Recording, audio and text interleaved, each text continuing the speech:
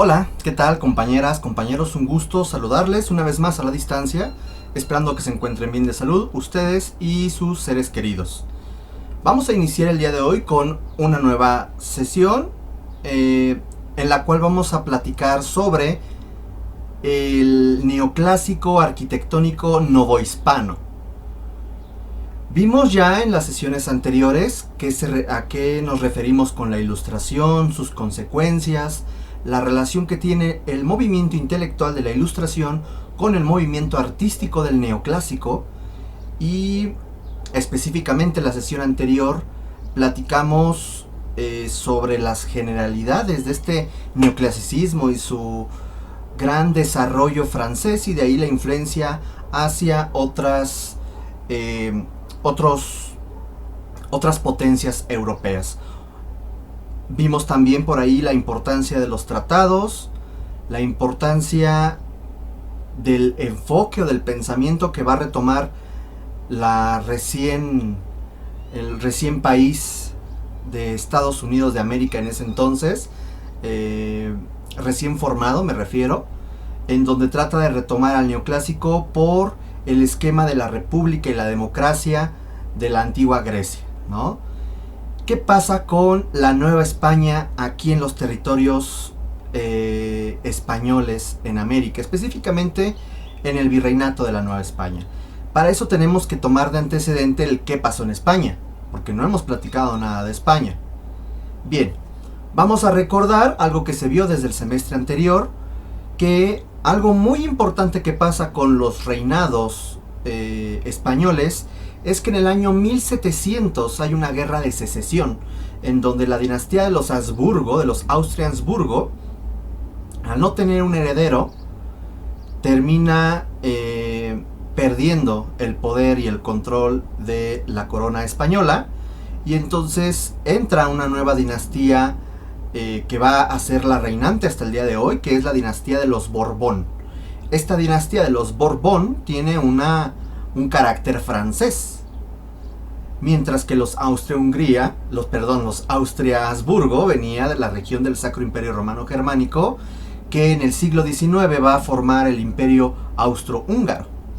Bien, esta casa de los Borbón, el primer rey sería Felipe V, en el cual, y lo podemos ver hasta en su ropa, en su pelucón,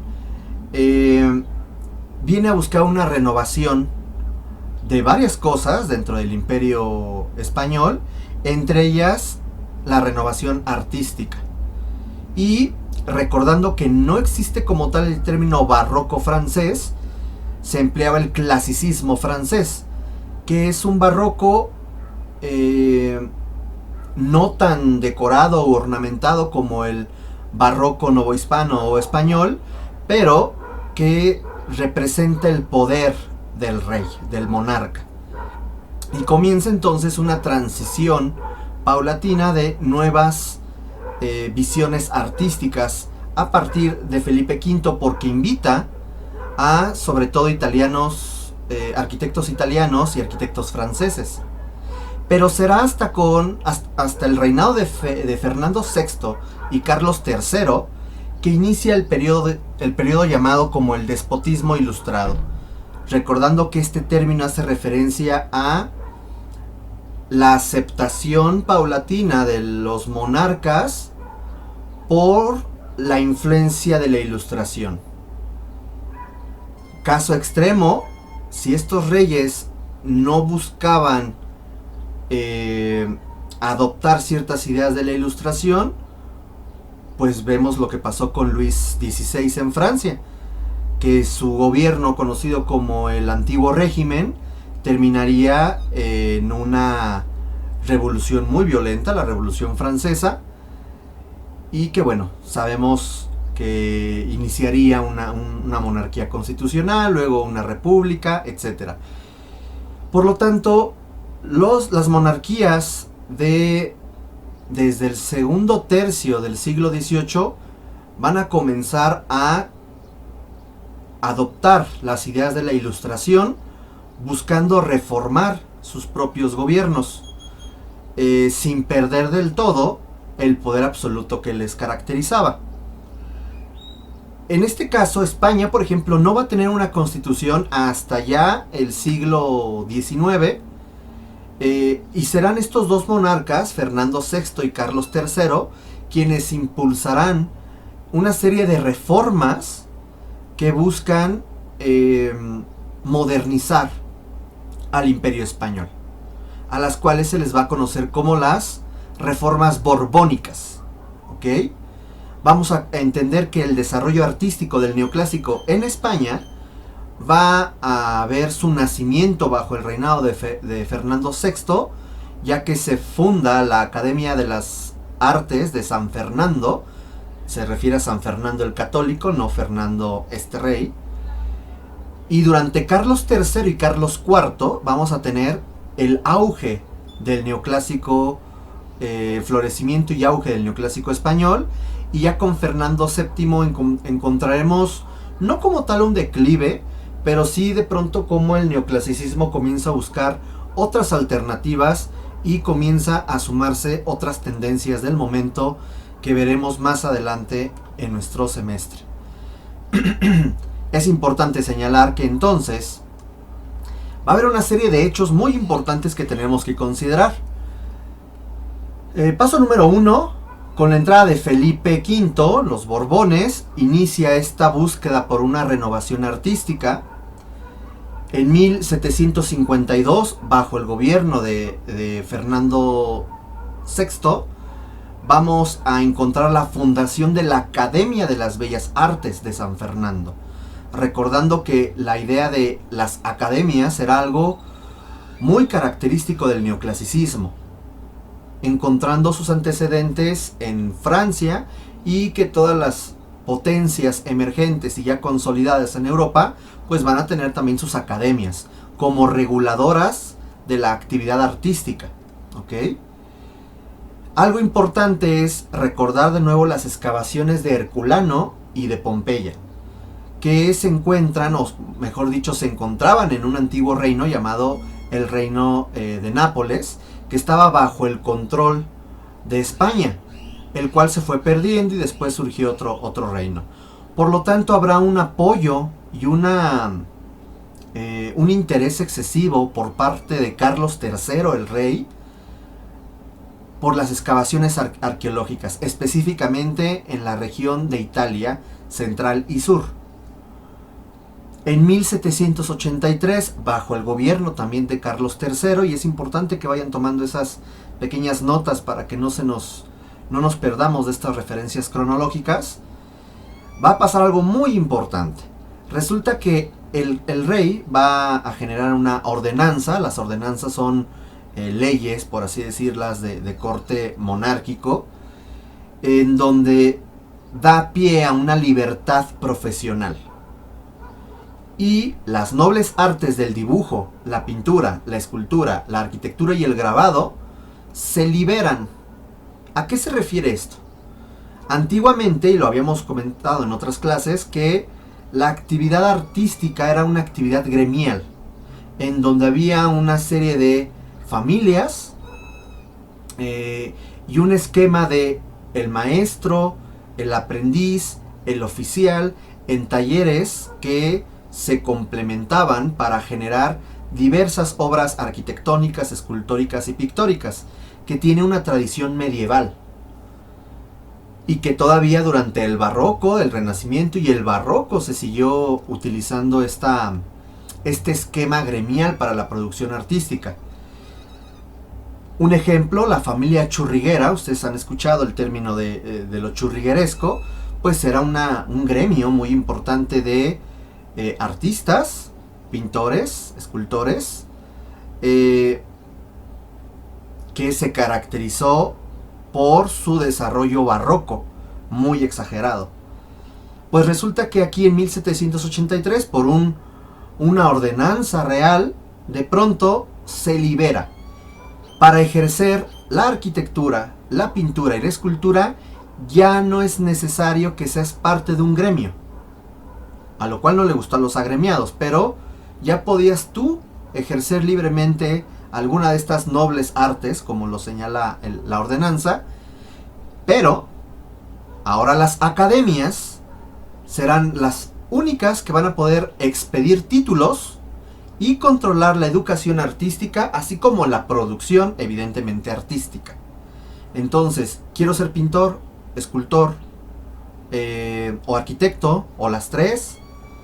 Ya no necesito ser parte de un gremio, pero sí necesito pagar mi educación en una academia para que ésta me eduque y me expida un título. ¿Ok? Es importante señalar que esta producción neoclásica española tendrá una fuerte influencia italiana y francesa. De hecho, la Academia de San Fernando tendrá una pensión anual de ciertos alumnos destacados, los cuales mandaban a Italia para que estudiaran las ruinas y las artes clásicas. ¿Qué va a pasar con la Academia de San Fernando? ¿Cuál va a ser su interés? Obviamente el análisis por el clasicismo. Grecia, Roma, el periodo helenístico de Grecia, que es el periodo de la herencia de Alejandro Magno, y evidentemente el Renacimiento. Interés en la arqueología romana, en la catalogación y el estudio de las ruinas. El estudio de la tratadística, teniendo a Palladio, Vignola y Serlio como los principales referentes. Se buscaba ennoblecer las ciudades y renovar los servicios y la infraestructura. Para ello se generó un plan de renovación urbana, porque de pronto surge en el siglo XVIII y evidentemente también en el siglo XIX una especie como de competencia entre las potencias europeas por embellecer sus ciudades, con esta idea de demostrar el poder del Estado, el poder del monarca en beneficio de sus súbditos, ¿no? Entonces se buscaban mejorías urbanas de servicios y de infraestructura en beneficio evidentemente de la habitabilidad de los súbditos. Y entonces existían estas grandes ciudades, ¿no? Praga, San Petersburgo, París, Berlín, que van a comenzar, Londres, no podemos olvidar Londres, que comienzan a ser artífices de estas ciudades nobles, lujosas, renovadas. Y Madrid, como ahora capital de este imperio español, no podía quedarse atrás, ¿ok? Y en consecuencia, las capitales de los demás países, de las demás monarquías, van a comenzar paulatinamente a buscar una mejoría. Y algo muy importante que también busca la Academia de San Fernando es la crítica a la tradición artística imperante, o sea, el barroco. Van a rechazar el barroco. Van a buscar una nueva producción artística basada en el neoclásico. Y aquí tenemos unas fotografías que hacen evidente esto que les estoy diciendo. Al buscar esta renovación, no significa que destruyeran de todo el edificio, pero sí buscaban remodelar estos edificios para cambiar el lenguaje, cambiar la forma, cambiar las fachadas, cambiar ciertos elementos estructurales, decorativos que evocaran al barroco. Tenemos aquí el palacio de Goyeneche y vemos una fachada en la parte superior con una decoración. No encontré una mejor fotografía que esta, la verdad, pero podemos ver cómo hay un manejo muy clásico de los palacios barrocos que nos evoca también a lo novohispano. La idea de estos accesos a manera de retablos, los balcones, los vanos, el desarrollo de los almohadillados, del rodapié, del remate, etc. Vean la cantidad de decoración que existe en este acceso. Bueno, pues es nada más y nada menos que de Benito de Churriguera, uno de los miembros de la familia Churriguera. Y de pronto destruyen esa fachada para generar una nueva, ya que aquí, en este palacio, se va a encontrar la sede de la Academia de San Fernando, y evidentemente el edificio tenía que responder a este nuevo lenguaje. Esta obra de 1773 de Diego de Villanueva, podemos ver que retoma la estructura y el trazo base, pero la ornamentación y el lenguaje plástico, el lenguaje arquitectónico empleado es totalmente diferente. ¿Ok? Y eso es lo que va a pasar. Ese es un común denominador en prácticamente España y todos sus territorios de ultramar. Modificar fachadas, modificar interiores. En España vamos a tener a estos grandes arquitectos como Diego de Villanueva, Ventura Rodríguez, Francesco Sabatini, que evidentemente es italiano, Juan de Villanueva, y estos dos que son de los más, por así decirlo, de la nueva escuela, porque estos arquitectos, bueno, pues ya tenían nacieron en el barroco y les tocó instrumentar la academia y la enseñanza, la enseñanza del neoclasicismo, perdón. Tenemos a Antonio López Aguado e Isidro González Velázquez como grandes arquitectos ya del siglo XIX, de principios del siglo XIX. ¿Ok? Vamos a ver de forma muy general algo de sus obras. No podemos hablar a detalle de cada uno de ellos porque se nos va la vida. ¿Ok? Aquí tenemos algunas obras de Ventura Rodríguez, en donde vemos la fachada de la Catedral de Santa María del Real de Pamplona, en donde ya no hay un manejo característico del barroco, ya no lo hay. Ahora tenemos un lenguaje que va más al clásico. Vean el esquema del acceso, que es tetrástilo, generando un pronaos de acceso, que nos podríamos identificar como un nártex para entrar a la nave de la catedral.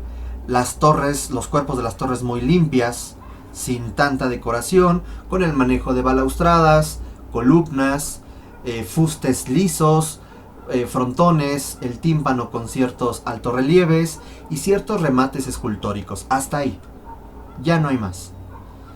Tenemos la iglesia de San Marcos, también con un lenguaje muy clásico que tiende más al Renacimiento, con un acceso y un frontón circular y ciertos pilastras con capiteles muy característicos. O el interior del Real Monasterio de la Encarnación, en donde vemos cómo hay un manejo del intrados, la parte interna de los arcos y de las cúpulas, para generar esta decoración que nos evoca un tanto a la arquitectura romana, esta idea de los casetones, como podemos ver aquí. Sus pechinas con pinturas, su tambor muy limpio y un intrados de la cúpula limpia para recibir una pintura.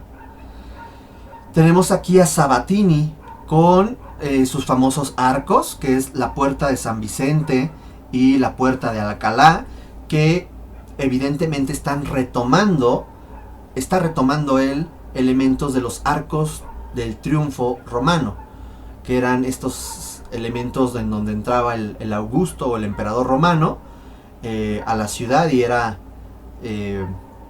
pues aplaudido por el pueblo. Estas puertas se encontraban en las entradas de la antigua ciudad de Madrid.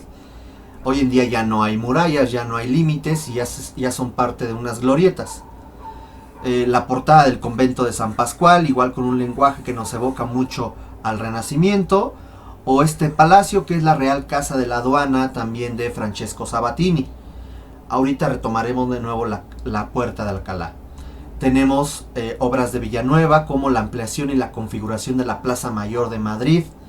Esa idea de tener una plaza como el Zócalo aquí en la Ciudad de México no lo hay tal cual en Madrid, pero esto es quizás lo más cercano.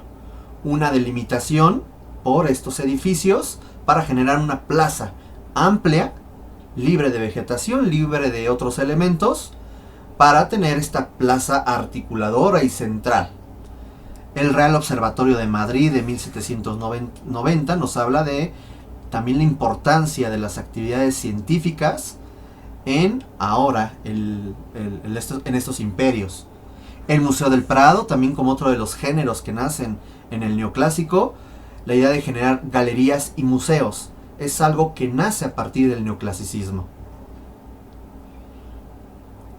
Podemos ver aquí, para finalizar, dos obras de López Aguado, este arquitecto que ya es parte del siglo XIX, con la Puerta de Toledo en Madrid, donde podemos ver las esculturas podemos ver estos tres accesos, el acceso central con un arco de medio punto. Este elemento que se encuentra en la parte superior de los arcos se llama ático y podemos observar, bueno, el lenguaje neoclásico característico. También algo muy importante que después platicaremos serán las casas de ópera. Ya les he comentado por ahí que van saliendo también estos géneros arquitectónicos de los teatros o casas de ópera. Madrid no podía quedarse atrás con su Teatro Real de 1818, iniciado por López Aguado, pero concluido varios años después de su muerte, en 1850. Y bueno, actualmente el edificio ya no tiene esta configuración, pero en un principio tenía este aspecto de elementos neoclásicos. ¿Ok? Parte de las renovaciones urbanas era el embellecer las ciudades con paseos, glorietas, fuentes. Y bueno, voy a moverme por acá para no tapar las esculturas. Aquí vemos tres fuentes muy importantes. Este plan de renovación dirigido por Ventura Rodríguez, con obras, con proyectos generales como la fuente de Cibeles y la fuente de Neptuno, y el manejo escultórico de varios artistas, podemos observar cómo ya la importancia de la mitología, Cibeles como la diosa de la madre tierra, o Neptuno como el dios de los mares, se convierte ahora en un lenguaje que se busca manejar en el aspecto civil. Entonces, también vamos a tener al dios de las artes, que se le va a relacionar mucho con la música, que será Apolo. Apolo siempre se le va a identificar porque trae una lira en uno de sus brazos. Y bueno, pues vean la calidad plástica que guardan estas obras escultóricas que se encuentran dentro de los espacios urbanos, buscando embellecerlos.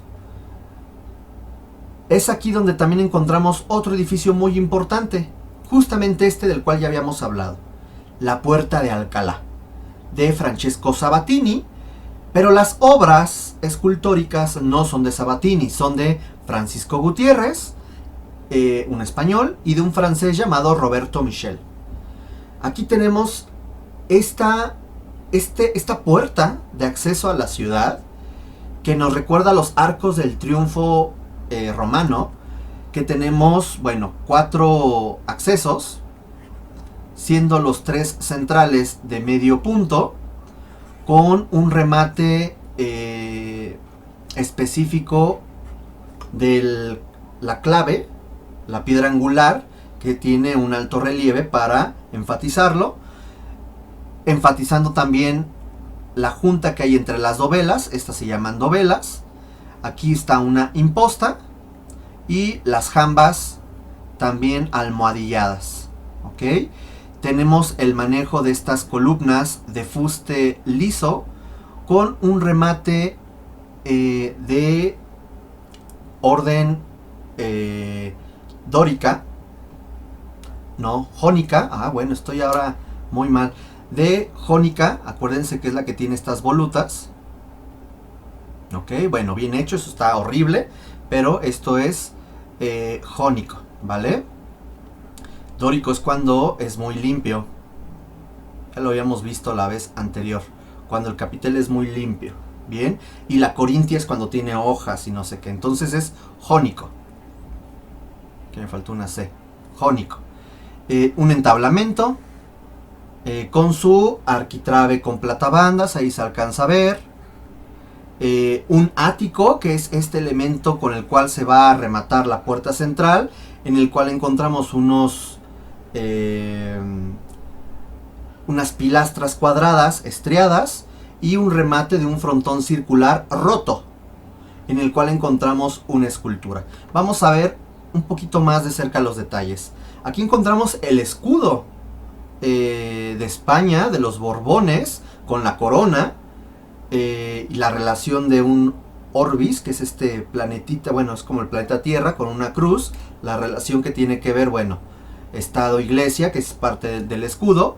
Y aquí es donde comenzamos con alegorías. Ustedes dirán, ¿y qué hace ahí una mujer? ¿Por qué está como cargando, como que quiere agarrar la corona. ¿Qué está pasando? Bueno, esta es la alegoría de la fama.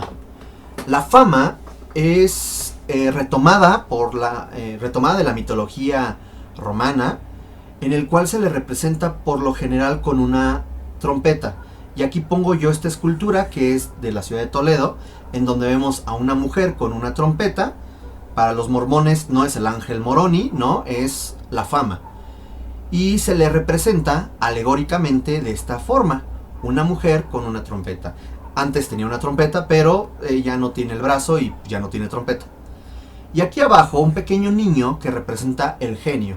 La idea del genius, que son espíritus protectores, que los retoman de Roma. Entonces están hablando ahí de una alegoría donde está el imperio español protegido por un genius y caracterizado por una fama, ¿no? Frente a otros imperios. Eso es lo que trata de decir este tipo de elementos alegóricos.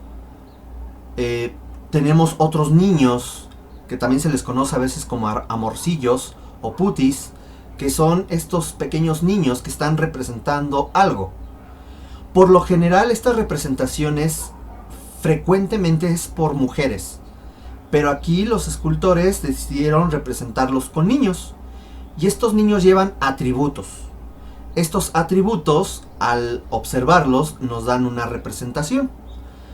Resulta que este niño que tiene una lanza y un escudo, el cual a veces, y ahí vamos a dejar una pequeña actividad para que lo elijan desde el aula virtual y nos puedan ayudar a publicar en el grupo, representa la fortaleza.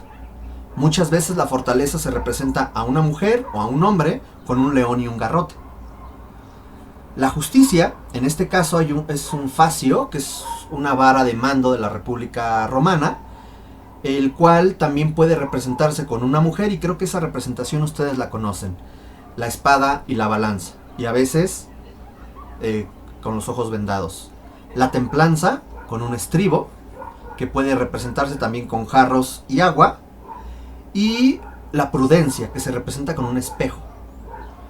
A esto se le llaman las virtudes cardinales, que vienen desde Platón, Aristóteles, y se reforman con Tomás de Aquino, que habla de la fortaleza, de las virtudes que debe de tener el buen, en este caso ya bajo este contexto neoclásico, el buen ciudadano.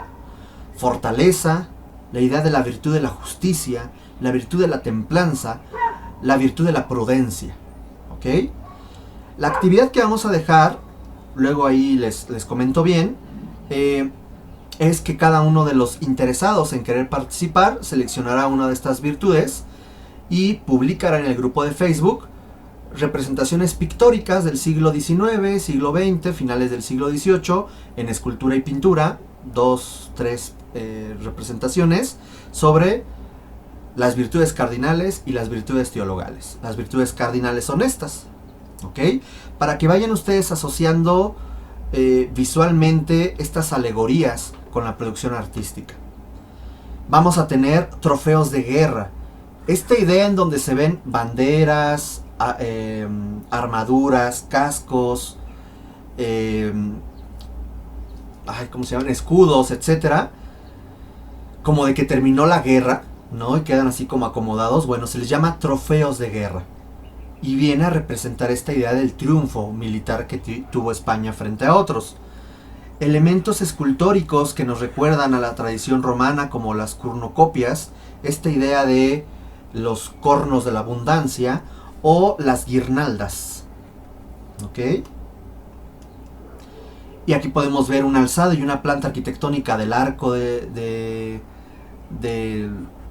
la puerta de Alcalá, en donde vemos este manejo tan característico, simétrico, muy del neoclásico. Y aquí un detalle más de cerca de estos trofeos de guerra. ¿Ok? Aquí se ve un fascio, unas banderolas, aquí se ve la vaina de una espada, un yelmo, aquí se ve una pechera de una armadura, etc. Y bien, vamos a dejar aquí la primera parte del video y a continuación procederemos con la parte de la Nueva España. Gracias.